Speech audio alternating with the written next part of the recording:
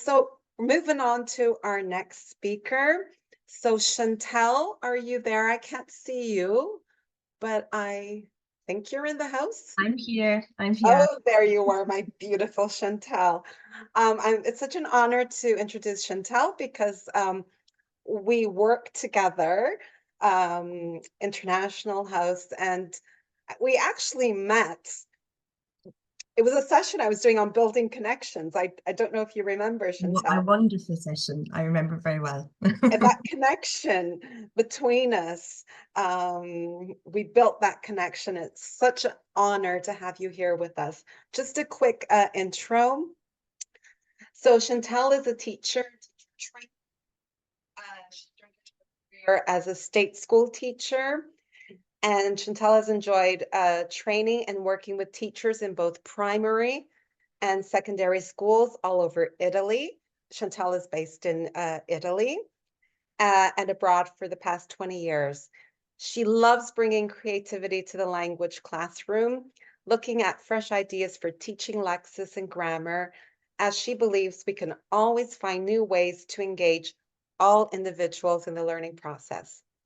Chantel's main area of interest in recent years has been in mindfulness and well-being in education for both teachers, never forgetting teachers, and our students. And she's given many talks on this area. And Chantelle also guides and works with many schools, language schools in Italy as an educational school inspector. And once again, thank you so much for being here with us, Chantelle. And the floor is yours. Thank you. Thank you, Anna. Well, first of all, thank you very much for inviting me. I don't speak Portuguese, but I think Barbara has inspired me to learn something. It's such a musical language. It's really, really beautiful, and some similarities to Italian as well. But I'm going to speak to you in English, if that's okay. Um, I'm going to speak to you today about social emotional learning, but under the theme of kindness. Okay, so I'm going to share my screen with you. And I've taken the approach of thinking of the young learner classroom. But I don't want you to worry if you're not a primary school teacher, because I kind of purposely want to look at the angle from the young learner classroom, because I think we can always make things more difficult, more complicated, more complex. I think to simplify things sometimes can be more difficult. So we're going to look at this idea of kindness and social emotional learning as if we're also trying to get these messages across to children. Okay, please use the chat box. Feel free to use the chat box as we're going along so we can keep each other company. So anything you want to add, I'll be happy to read your comments as we go. So I'm going to tell you some stories today, going to share some stories with you. And the first story that we're going to talk about is recognizing kindness. So we speak a lot about kindness. So what do we actually mean by that? Has anybody ever been to this place, this beautiful place, Phillip Island in Australia? No, no, I haven't either, to be honest. But Phillip Island is very, very famous for a reason, because on Phillip Island, you can find these little creatures here. Tiny penguins. And I think they're quite adorable. And Phillip Island, lots of people go to visit Phillip Island also to see these little penguins. But unfortunately, some years ago, there was an environmental disaster on Phillip Island. There was an oil spillage. And as we know, this is devastating for animals, for wildlife. And something in particular with penguins happened. The big problems were that with the oil, all of their feathers got stuck to their bodies. And so the cold water would reach their skin. And so they found very, very cold. The other problem is that they would pick at their feathers, which meant that they could actually consume the toxic oil. And so it was a terrible, terrible disaster that happened. But from bad things, good things can also come. And in this situation, the good news came through Alfie Date. I don't know if you've ever heard of Alfie Date. At the time of this environmental problem, Alfie Date was 109 years old. He was the oldest living person in Australia. And he was so upset by what he had, seen on the television, on the news coverage, that he decided to do something about it. And he had an unusual hobby, maybe, for a 109-year-old man. He was basically a passionate knitter, and he'd learned to knit from his mother. And so he decided, in the face of this environmental disaster, to knit little jumpers for the penguins, and to show you a little picture of them there. And so they're quite adorable. And so obviously this went all over the news in Australia, and it encouraged other people to get involved and to knit and to do something as well to try to help in this situation. And it was a very inspiring story. Also because of the age that he was, that he was still so wanting to be involved and to make a difference. And I wanted to start with this story because I really feel this is a wonderful act of kindness. And sometimes we don't hear enough about all of the good things that are happening in the world. I don't know about the schools in Italy or in Portugal, but I know in Italy, many teachers try to incorporate the global goals into their teaching. I think it's wonderful that we're trying to focus on how we can all be better global citizens, kinder people, how we can make our changes in the world.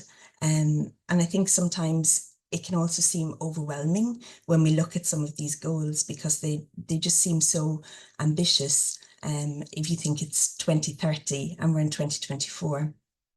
But what I would like to think about today is that with little steps, we can also reach great things. And thinking of, Alfie Date, we have to sort of think, how does a person get to that point where they're such a global citizen that they really make an impact? They really try to help and change something that they're seeing that they don't agree with, an injustice. And so we're going to talk about this idea of kindness in the world.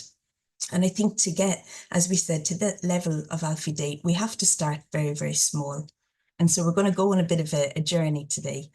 And it's starting with kind me, being kind to ourselves. And if we think of the classroom, of being kind to the person beside me, to our classmates, and then kindness when in the school. And then that sort of has a ripple effect, I think, to kindness in the world, because I think it's very difficult, to think about environmental problems, to think about the global goals, if I don't really care about the person who's sitting beside me. So I think it's certainly a ripple effect, and we have to start small, to think of ourselves, the people in our community, the people in our classroom. And then I think that spreads out where you have the kind of global citizens like Alfie Date. So as I mentioned to you, we are going to be looking at social emotional learning.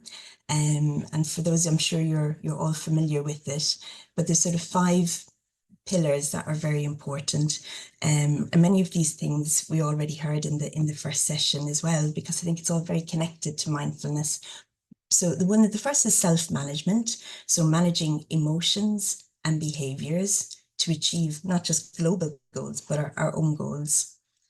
The second is self-awareness. So recognizing our emotions, our values, as well as our strengths and also our challenges. Knowing ourselves. Then we have responsible decision-making. So making ethical choices, constructive choices about our personal behavior and about our social behavior, how we're interacting with others. Relationship skills. So forming positive relationships, working in teams. I think we achieve so much more when we work together, don't we? Dealing effectively with conflict, which is also a part of life. Learning to respond rather than to react in situations. And the last is social awareness, showing understanding and empathy for others. Okay, so these are sort of the pillars of social emotional learning. And as I said, we'll be touching on all of these areas while going through the session and talking about kindness. So I'm going to tell you another story now. So once upon a time, there were three little fox cubs, Frankie, Felix, and Freddie Fox. And if we look at them, they look very, very sweet, don't they? But appearances can be deceiving. Unfortunately, these three little foxes are not really so sweet. They're actually a little bit naughty, and they're a little bit unkind to each other. And I think, I grew up in a family of five. With two brothers and two sisters, and this can happen in families as well, that we sometimes want to torment each other. And so in this case here, they're calling each other names, they're not sharing, they're taking things off and really irritating each other. And so you can imagine the poor parents, they come home and they're fighting and they're arguing and they're screaming. And they're trying to think, what can we do with these three little foxes? Where did it all go wrong? And they decided, let's get outside. Let's go into nature. Let's get some fresh air and we'll all calm down. And obviously they're really hoping. I wish they would behave. I wish they would get on well, that they'd have a good relationship with each other. And as they're going for a walk, they come across a very unusual place. And the place they come across, I don't know if any of you are familiar, is Miss Molly's School of Kindness. And the parents think, well, this is the perfect place for these three little foxes. They need to learn to be kind because they're not being kind to each other at all. And so when they go to Miss Molly's School of Kindness, they're brought on a kindness journey because they don't really understand how they can start being kind to each other. And so Miss Molly brings them through a number of questions that I'd like to talk to you about as well, on this journey of becoming kind of kinder, nicer people. And the first question is for you to think of a kind thing someone has done for you. And I said, please feel free to write in the chat if anything comes to mind that you'd like to share. I think it's very important to recognize the kind things, the good things that happen to us, because I think that also gives us a sense of gratitude. We're very good at spotting the bad things, the negative things, but it's very important to see, when somebody, very simple things, maybe somebody takes the time to smile at you in the street, or they hold a door open. Also just little actions like that can improve our days.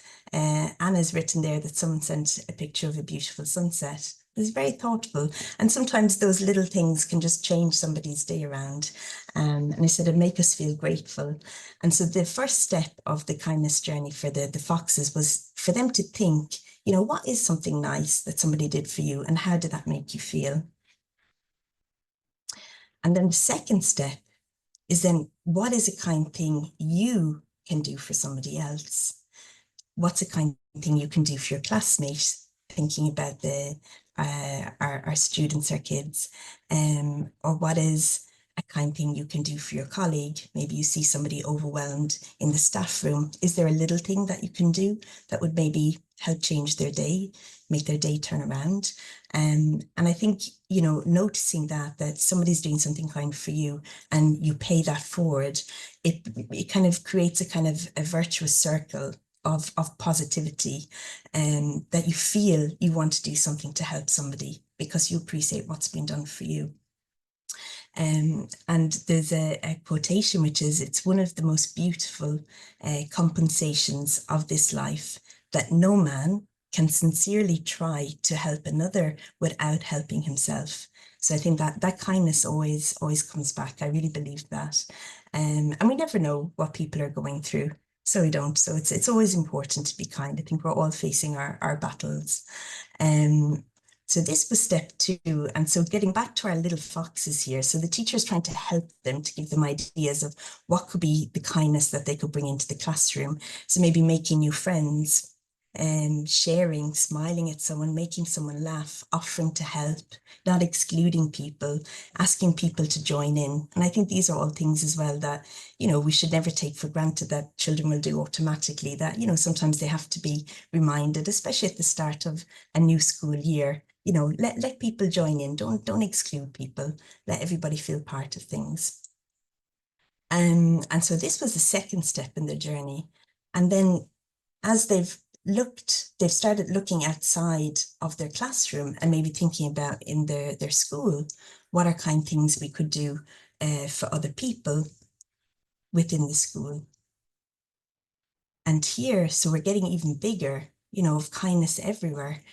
And these are bigger acts, which are maybe things like giving away old clothes, old toys, holding the door open, not just for people in your class, but also for other people, maybe tidying up so somebody doesn't have to tidy after you. Some people you hear asking people if they need any kind of help. Yeah. Talking to somebody new, you see somebody alone, get them to join in. And so they're starting to think, okay, outside of the class, maybe also in the school, I could be doing things. And obviously all of this is extremely important, but we've already been speaking this morning about the idea of self-compassion, and Anna introduced me in a very lovely way there earlier, but also mentioned this word compassion again. And we know that, if you can't give what you don't have. And so it's also important to look after yourself, be kind to yourself, find those moments of peace. Maybe this morning is a moment for you that you have time to reflect on your teaching, on your mindfulness practice.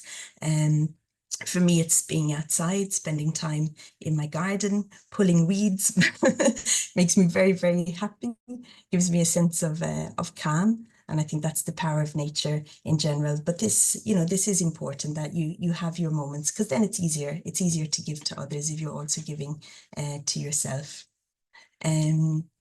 And then we're kind of getting full circle, because one of the last lessons they learn in school is how can we be kind to the world. And so we're kind of coming full circle to the example we saw at the beginning of Alfie Date going out of his way to help these little penguins. And as I mentioned, I think it's very hard to get to that point of also thinking of global goals, life on land, life below water. It's very difficult to get there if I'm not also thinking about the kindness towards myself or the person beside me. So going back to what I said, it really is a sort of ripple effect of kind me, kind class, kind school, and then it comes to the kind world. And I want to share a lovely quotation with you. Which is this river of kindness. And I like that word, this river of kindness, this idea of this flow, this lovely positive energy flows through each and every one of us, connecting us, because kindness is more than just medicine. And I like also the fact of thinking of kindness as medicine, because it really does make us feel better. And the act of giving and receiving is where the real magic of human connection occurs. And I think without human connection, who are we? And so going back to our social emotional learning, I mean, this is what's at the heart of it. It's connecting and making that connection with other people, making life easier for other people. So another lesson, thinking about kindness, is not everybody is kind. And that's also a part of life. And we spoke before about conflict management, and sometimes that comes because of a lack of kindness. And so the question here is why? Why might somebody not be kind? We say kindness is easy, no? It costs nothing. So why are we not all doing it then? And this is a very important lesson in Miss Molly's School of Kindness. So important. So it's like a different module. This is sort of like kindness lesson 2.0, where she's mentioning to the kids, it's hardest to be kind when someone is unkind to you, said Miss Molly, but it's good to think about why someone might be unkind. And she shows them this lovely map of unkindness, where we have different reasons maybe why somebody doesn't want to help others. One is the valley of black clouds, where somebody's just having a bad day and they're just trying to keep their own head above water and they don't have time to think about others, and that can happen. Or maybe they're just not feeling good about themselves. Another is the mountains of meanness. Someone might be unkind because someone has been mean to them. So they've all of this anger inside and they can't manage their emotions, and so it comes out. And sometimes it can also come out at the wrong time and also to the wrong person. There's sadness street, maybe something sad. is happening at home. They don't feel like being kind. And I remember when I first started training to be a teacher, I had a wonderful professor who used to always say to us, always be kind to the kids in your class, because you never know what they're leaving in the morning before they come to you. They might not have even had their breakfast. So just be that welcoming, kind face when they come in. And then the last is the all alone island. Feeling alone, left out, laughed at, can make someone react and say unkind things, because that sort of self-defense mechanism can come in as well. And so the lesson continues with the little foxes, which is next time someone is unkind to you, stop and think a moment before you say anything back. So don't just react, maybe take a moment, pause, reflect, and then respond. And try to remember that someone is probably being unkind because how they are feeling. And I think we've all heard that we need to be even kinder to unkind people because they need it the most. And I think, this is also something that, kindness isn't always learned. And I think if we talk about, before we're talking about sort of self-awareness, recognizing how we're talking and how we're managing people, I think it's also a responsibility that we have as parents, as teachers, to set a good example. And this comes into responsible decision making. What kind of example am I going to give? Making constructive choices about social behaviour. Because I think children are very, very observant. They see everything. They see, I have two children, and one of them literally, she sees everything. She doesn't miss a trick. And I'm so aware of that, and it's this idea, do you know this expression, monkey see, monkey do? I used to say this a lot to my girls, especially my eldest daughter. I would say, Rosie, monkey see, monkey do, set a good example. And it used to drive her crazy when she would hear this expression. No, mommy, not monkey see, monkey do again. But it's true, because they mightn't always listen. It mightn't seem that they're always listening, but they're certainly always watching, always observing and absorbing the lessons that we're showing them.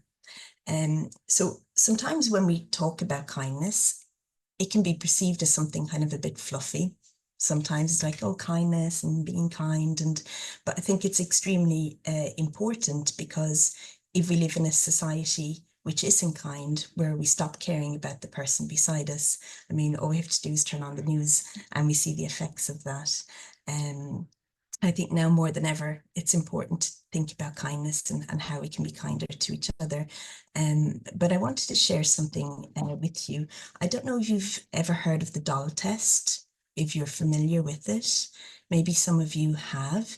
It was an experiment that was done in the 1940s in the US, where they wanted to understand the perceptions that children were receiving from communities, from societies, of treatment.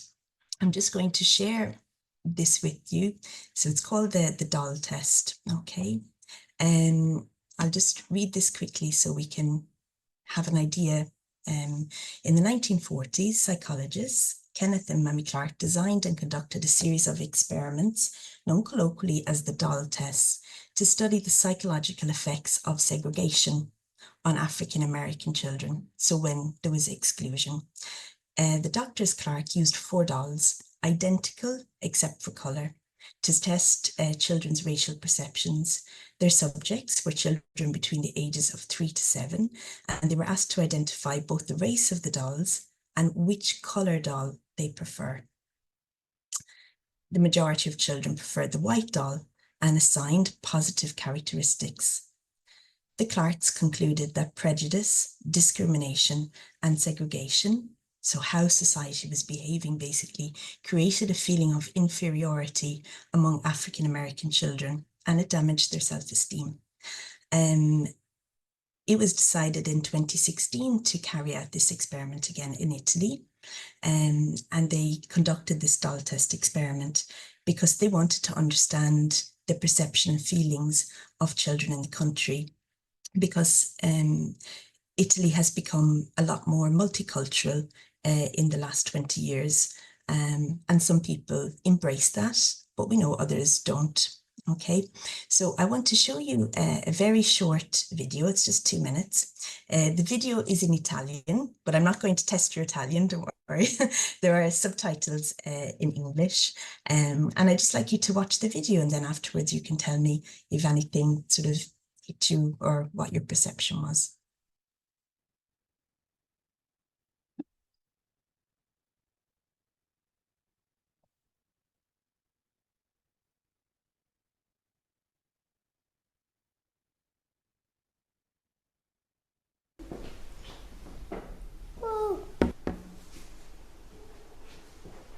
Quale bambola è bianca?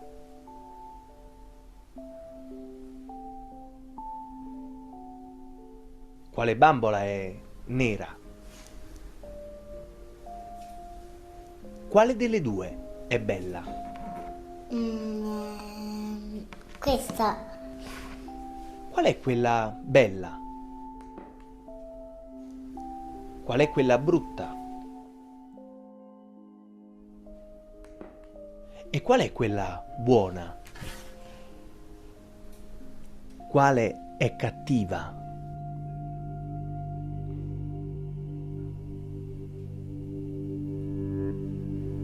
Qual è buona?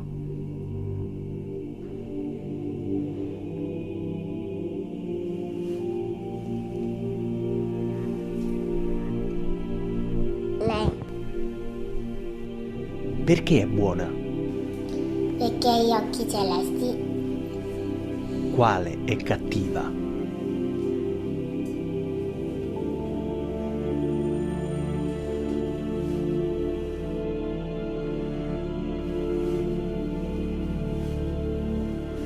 Perché è cattiva? Perché è tutto nero. E qual è la bambola che ti somiglia di più?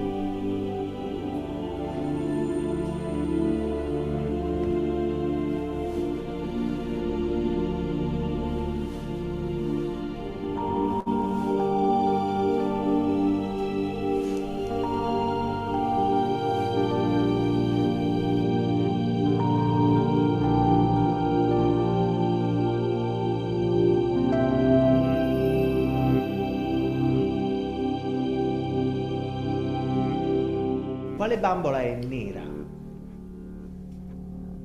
Mi ha offeso. Tu. Perché mi hai chiamato nera. Perché ti offendi? Mi offendi perché altri bambini mi hanno offeso con cattiveria. No, io non ho usato nessuna cattiveria. Quello mi sta guardando storto. Okay. And I think it's a very emotional video to watch. I always get very emotional when I watch it, especially when you see the children's eyes. But it's kind of going back to what we were saying before, that living in an unkind society, those messages go in. Children are always listening, they perceive things. So I don't mean to make you cry. It is upsetting, but I think sometimes we also need to see things like that, because sometimes we forget. I think when it's not part of our nature, we just can't imagine that others will speak in certain ways. And so it's really going back to being very careful, very mindful of our words, and not letting words slip out. Paola's written there, it makes us think. It does. It makes us think and it makes us feel.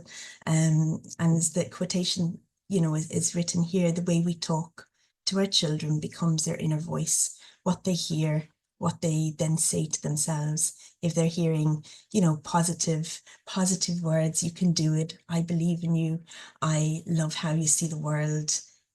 So grateful to have you in my classroom. Those things go in deep, because I think sometimes we also forget with our students how little interaction they really have with a teacher in a day, because classrooms are very big. Sometimes they're 20, 25 kids. And so that interaction with the teacher, especially when we go through middle school, secondary school, there can maybe just be 1 or 2 interactions in a lesson, or maybe even in a week, sometimes if lessons are teacher led. And so that interaction, when that comes from the teacher, it's really quite precious, and it goes in. And so I think we do have, we such a wonderful job, but we have such a responsibility, I think, as well. So I wanted to move from this to think about the classroom and to think, you know, how can we bring more kindness into the classroom? I'm sure you already have lots of things to do, and sometimes it might be, okay, now I need to also teach kindness, you know, and so it's kind of thinking of little activities and also creating a kind of a classroom atmosphere where it's not an extra thing to do, it's just a part of what that classroom is. And it's just a kind, positive, good place to be in, because we know emotions, and we've spoken so much about emotions already this morning. Emotions are everything. And when it comes to learning, we know how important it is. If we're scared, if we're angry, I mean, as adults too, never mind children, you know, you wake up a day that you're worried about things, you just can't get the same kind of work or concentration. And I think it's the very same with children. No, when they're happy, when they're joyful, that's when learning happens, when they feel they're in a safe space and they're accepted. So one little quotation to get us in mind for these activities is, kindness is a wonderful way to let another struggling soul know that there's still love in the world. I think we all need a big hug sometimes, or to hear there is good, because sometimes we can be bombarded with the idea that there's no good left in the world. Everybody's bad, everybody's out to get us, but it isn't like that. There are lots of really good people. Look at you giving up your Saturday morning to be here and think and reflect. Your students are so lucky to have you. And we just need more of that. So one activity that I love doing with students is the happy tunnel. I don't know if you've seen it before, where the picture kind of helps you to understand where the kids line up and they form with their arms a kind of tunnel. And then one child goes through the tunnel, but as they're going through the tunnel, as she's passing through with her friends, the other children say positive, kind things to the child. You're great, or you're so good at maths, or I'm so happy you're in my class. Whatever, I do this in English with kids, so whatever their language level maybe allows, but I think this is also in their native language. It's a lovely exercise to do. It's not possible in every lesson. I wish it were possible in every lesson to do with every child. But I think as teachers, we have enough sensitivity to maybe understand when maybe some children need this, that maybe we go into a classroom and we feel that maybe there's a child upset, that this is a really lovely activity. I've yet to see a child who doesn't have a big smile once they've walked down through the happy tunnel. So we never know who might need it that day. And so this is it's a lovely activity to maybe to try. Another, I suppose, is being proud to be kind and saying, you know, in my classroom, in our classroom, in our school, in our environment, this is something that we place importance on. You know, this is not anything fluffy. This is a real thing that makes people live better and feel better in a space. So the garden of good manners, those kind words, simple words that can also change conversations. The kindness tree, putting up examples of nice things that have happened to you, and making it visible, maybe a kindness week where that is the theme, that's the theme of the lessons, that's the theme of the stories, and sharing, and that this is something that we're proud of and that it's visible, so it's in people's minds. This is another very nice activity. We're also looking at questions like, I can ask, can I help? Can I help? That's lovely, isn't it? When somebody says that, can I help? It means they care. Or would you like to join? And I think that's a very important question. It's one of the first that I always teach kids in a new class. Would you like to join? Inclusion. Is everything all right? So noticing, and again, we've spoken about that noticing, of being aware, of noticing another person's feelings. And a very nice activity here is the kindness tracker, which is to track your kind acts. So there's this lovely heart, and if a student does something nice for somebody else, that they can colour in a little part. And obviously with children, you have to be very careful because this could be coloured in by the end of the day. But this is actually quite lovely because the moment you say to them, you know, what are kind acts, and you talk about what kind acts are, they sort of immediately want to do millions of them, because children, I think we can only learn from children, really, can't we? Their hearts are so big. But it can also be with the kids that I teach, we say, you know, maybe just, you know, you don't need to color it all in one day. It's not a race, but just be aware and look and see what are things that you could do. And then when they color in, we talk about them. So why is a part yellow? Well, I helped my brother with his homework, or I picked up some rubbish at the school, and they talk about the colors, and it's I think it's a lovely activity as well of just making kindness visible and being aware that I can do kind acts if I want to. And then also giving ideas, because sometimes, you know, I say be kind, and if it's not part of somebody's family, or they haven't really been brought up in a kind environment, sometimes they're not quite sure what that looks like or what that feels like. And so also giving ideas, you know, it could be just say something nice to someone, or smile at someone. Who doesn't want to be smiled at? It's lovely, and that's also contagious. Or you see rubbish on the floor, you can also pick that up and put it in a bin. And so our classroom is nicer for everybody. You can say sorry or say good job. You give someone a flower, just say hello to somebody maybe that's on their own. And so lots of different things there. Another thing thinking about the classroom are the classroom rules. And I always believe here, you know, every teacher is different. And I think we can never assume that our students have heard these messages, that I think some things are just nearly common sense for us. And we just imagine that every teacher says this to their classes, but it's not always the case. And so I think starting a new year, it's always good to kind of go back and think, you know, what kind of space is this going to be? What kind of atmosphere are the students going to be learning in? And so, you know, messages like everybody is welcome. This is a safe space. It's a kind space. Your voice matters. We're all different, and that's fantastic. And apart from, you know, the classroom rules, I put your hand up, which is also important. That's also respectful, that they also understand that in this space, these are the things that we're working on. And so being unkind, talking over people, bullying somebody, this is not the learning space that we're looking for. I'm going to ask you another question now, which is still connected to classroom ideas. Have you ever heard of Dolly Parton? I'm sure Anna has. Sometimes I ask some teachers I work with in Italy, and they don't know, and then I end up having to like sing a song, and I frighten them all because I can't sing to save my life. Okay, you do. So Dolly, I think, is bigger in Portugal than in Italy. I'm so pleased. So if you know Dolly Parton, I don't know what you know about her. So we know she's a wonderful country singer, loads of great songs. But she also, I don't know if you're aware that she grew up pretty much in poverty. She grew up in a family of 11 children, and so they struggled as anybody would with 11 children, trying to look after and mind everybody. And so just to talk to give a little story about Dolly Parton here. So as I said, she grew up in a family where they had very little money, but a very musical family, a family that was singing, laughing, talking, a happy family, because we know it's not always that money, it's not money that makes us happy. But in the family, they actually had a situation where winter was coming in, and Dolly's coat was too small for her, and she needed a new coat.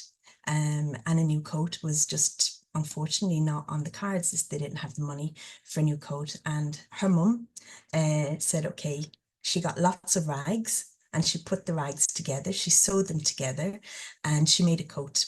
And obviously she put the special ingredient, which is love. And so there was love with every stitch. And with what she had, with what she could do, she made a new winter coat for Dolly. Okay. And Dolly was so proud of this coat. She was just loved all the colours. She had seen her mum sew it every single evening, and she just thought it was the best coat ever. She couldn't have wanted a different coat, and obviously she couldn't wait to show the kids at school because she loved her new coat so much and she was proud of it. But when she got to school, they laughed at her. They didn't know that her mum had spent all of these hours patching all of these patchwork, putting all these pieces of material together, these pieces of cloth, and they just thought she looked ridiculous. And so that was obviously not a nice moment. And these things happen, don't they? Also in our classrooms, that maybe somebody doesn't have the cool school bag or the cool pencil case. And that kids are wonderful, but kids can also be very cruel because sometimes different is scary. But she was a very resilient girl, and I think also now, for those of you know, a very resilient woman. And she saw that her friend, that she was actually richer. She was richer than her friends because she came from such a loving and caring family.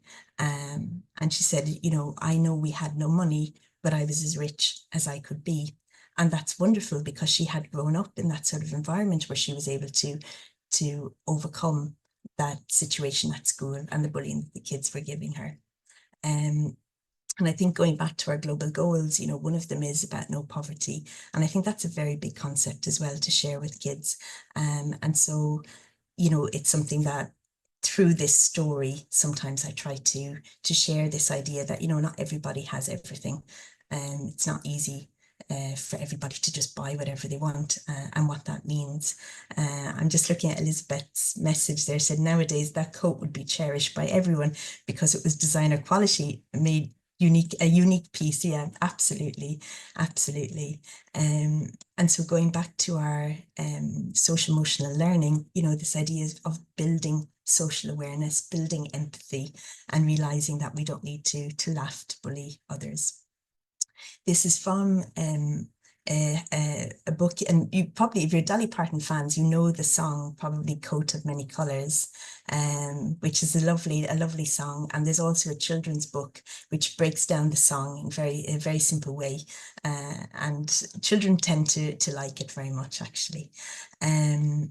And Dolly Parton herself, for me, is a great example of kindness. I don't know if you've ever heard of her Imagination Library, where possibly growing up in poverty, she wants that all children have the possibility to have a little library at home, to have books, to be able to escape into different worlds. And so she mails a book every month to children from birth until kindergarten. And she's given away millions and millions of books. And I just think she's just such a wonderful example of kindness, Dolly Parton.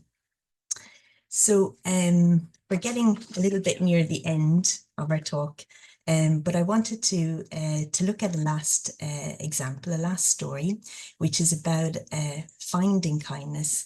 So what happens when you find this kindness, when you experience this kindness? And it can actually change your life. And I wanted to give you an example of a little girl. And this little girl is called Matilda. And some of you are probably looking going, I think I know this story. So once upon a time, there was a little girl called Matilda. She was about 6 years old and she was very, very smart, very, very clever for her age, and a very nice, kind little girl as well. But Matilda was very different to her family. They didn't recognize her intelligence. They didn't recognize how special she was. Her family showed very little interest in her. And actually the family were quite cruel and neglectful of her. And, you know, she's quite small. She probably needed more support, but they were very cruel and neglectful. And so she wanted to escape. She wanted to escape. And what was her escape? Like we saw a moment ago talking about Dolly Parton, books, because books are magical things that can transport us anywhere. And so she would read and read and read and read. She read Charles Dickens by the age of 4. She was just incredible reader. And in Matilda, and I'm sure you've connected the dots that I'm talking about the book by Roald Dahl, and there's also a lovely film. When she talks about books and having the possibility of reading. So Matilda's strong young mind continued to grow, nurtured by the voices of all those authors who had sent their books out into the world like ships on the sea. It's lovely descriptions. Now. These books gave Matilda a hopeful and comforting message. You're not alone. And so it's a lovely story, the one of Matilda. But it's not finished there, because Matilda goes to school. And said she was very little and she was so excited about going to school. She could get out of this house where nobody understood her, where nobody really cared about her, and she could go to a place of learning, and she loved learning. And when she goes to school, she meets lots of friends, but she also meets Miss Trunchbull. Miss Trunchbull is the headmistress of the school, and Miss Trunchbull, we know, is a bully. And sometimes I think we also forget, even if somebody isn't a bully, just how enormous an adult looks to a child when they stand up and they look down, But this person is very rude, very insulting. She doesn't actually like children, so probably she shouldn't really be in a school in the first place. But this is quite interesting because also Roald Dahl himself, the writer, had a very negative experience at school. And so a lot of this character of Miss Trunchbull was based on his own experience at school. And talking about school rules that we were talking about before, so Miss Trunchbull had some very interesting ones of no laughing, no whispering, no running in halls, no eating, no colouring, no playing, no daydreaming. And I sometimes use these rules at the start of a school year with my students to provoke discussion of, are they fair, are they not fair? And I think by talking about these, when I establish my own school rules and we talk about what could work for our class together, then it seems so reasonable after looking at these. And I think this is also going back to the global goals. If we think of Global Goal 16, which is about peace, justice, strong institutions, it's very interesting connection as well. So she meets this awful Miss Trunchbull, but she also meets Miss Honey. And Miss Honey is very, very different, because Miss Honey is probably the first person in her life who actually recognizes who she is. She's kind, she's warm, she's encouraging, she's supportive, and she changes Matilda's life because there's finally somebody who gets her. And that's a big theme in a lot of Roald Dahl's books, this idea that one person can change your life. Just one person who listens, one person who cares, one person who is a bit kind. It can make a big difference. And I think as a kind of a project in class, it's very nice to look at the example of Miss Honey as a role model, because I think sometimes when we think of role models, students maybe think of historical figures, or they think of celebrities or great sports people who are wonderful role models, but very often the kind person doesn't maybe come out as a role model.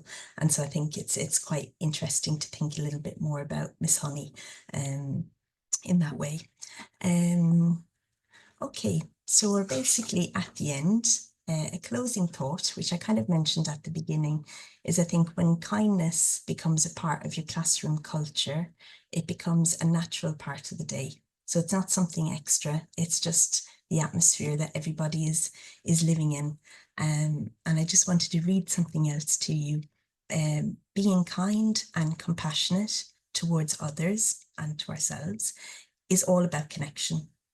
When we put ourselves in another's shoes and think about how our actions affect others, we are more likely to act for the benefit of others. When we actually take a moment and pause, we'll probably do something good rather than reacting and doing something we'll regret. We think for the benefit of others rather than just for ourselves. Thank you. And that's all from me.